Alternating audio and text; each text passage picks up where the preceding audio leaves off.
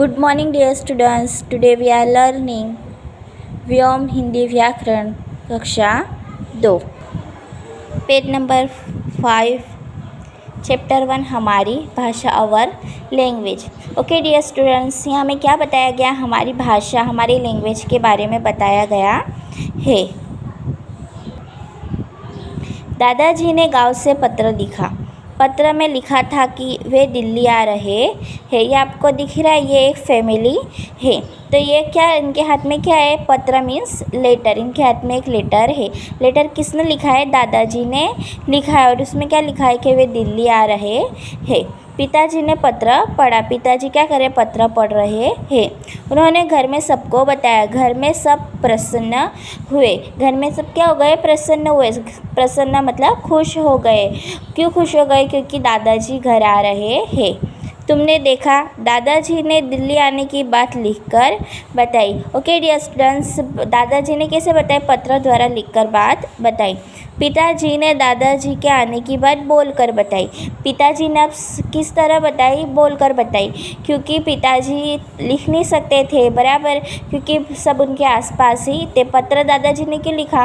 क्योंकि उनका बेटा उनसे दूर था और इनकी फैमिली तो इनके पास है, इसलिए इन्होंने क्या किया? अपने फैमिली को बोलकर बात बताई।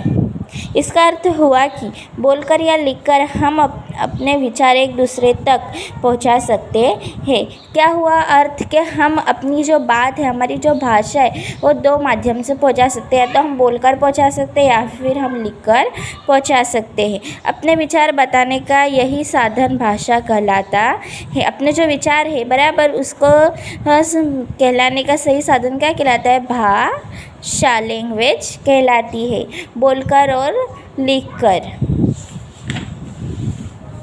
पेज नंबर 6, भाषा एक साधन है जिसकी सहायता से हम अपने विचार बोलकर या लिखकर एक दूसरे तक पहुंचा सकते हैं। ओके डियर स्टूडेंट्स, क्या बोला है हमें? कि भाषा एक साधन है जिसकी सहायता से, जिसकी मदद से हम क्या कर सकते हैं? कि हम बोलकर या लिखकर एक दूसरे तक हमारी बात पहुंचा सकते हैं। भाषा के रूप, भाषा के दो प्रकार हैं। हम बोलकर या लिखकर अपने विचार एक दूसरे तक पहुंचा सकते हैं।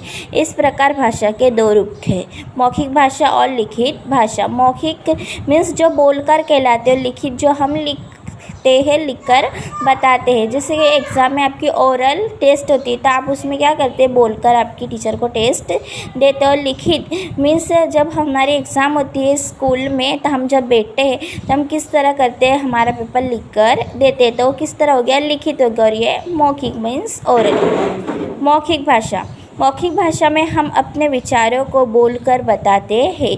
मौखिक भाषा में हम दूसरों के विचार सुनकर भी समझ सकते हैं। मौखिक भाषा में क्या होता है?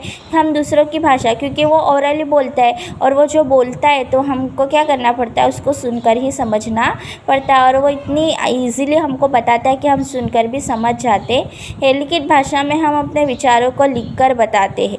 लिखित भाषा में हम दूसरों के विचार पढ़कर भी समझ सकते हैं, क्योंकि लिखित भाषा में उसने क्या किया होता है? लिखा ही होता है। तो हमको क्या करना पड़ता है? उसको लिखकर ही समझना पड़ता है। तो ये क्या थे? हमारे भाषा के रूप। भाषा के रूप कितने होते हैं? दो रूप होते हैं, मौखिक भाषा और लिखित भाषा। अलग अलग भाषाएं। क्या तुम जानते हो कि अलग अलग स्थानों पर अलग अलग भाषाएं बोली जाती है? बराबर क्या बोला गया है? कि अलग अलग स्थानों पर अलग अलग भाषाएं बोली जाती है। जैसे जम्मू और कश्मीर के लोग कश्मीरी भाषा में बात करते हैं। ये दिख रहा है आपको? जम्मू और कश्मीर के लोग ये कौन सी भाषा में बात करते हैं? कश्मीरी भाषा में बात करते हैं। चेन्नई के लोग तमिल में बात करते हैं। कौन से लोग तमिल में बात करते हैं? तो चेन्नई के लोग।